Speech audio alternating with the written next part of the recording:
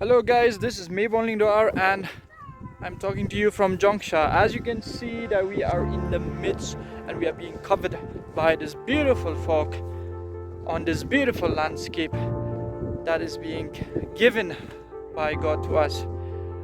Back there in the background, I'm just going to show to you a couple of boys who are shepherds, as you can say, and taming the bulls. So without further ado, come join me and let's have a look at these young boys.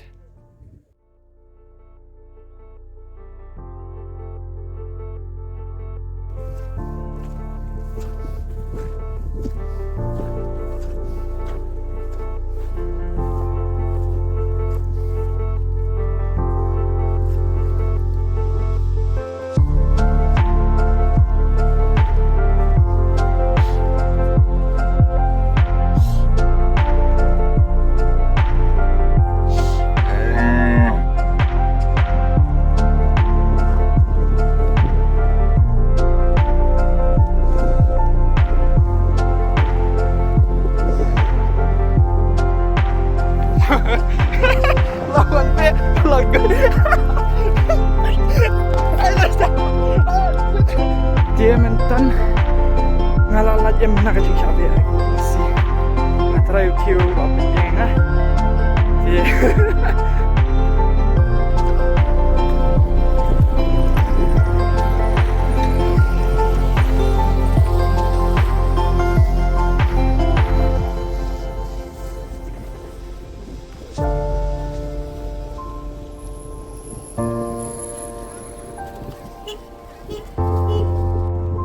dan mentah ni ke ilaka Jongksha haringkat bat ki katu kan ni kena kini di kena Masi keteng gumna Jibon Roy karumnut next Jibon Roy nongrom Dewi Bujerang Sen Roy karmeliam ni baba Sen Roy karmeliam biru kaju ke keteng keteng ha oh, ringkat lang. Toh. Tang li sekolah ya? Oh, li sekolah met. Tengok ni tap keti baru ki balik sekolah met tap keti lang kan buat.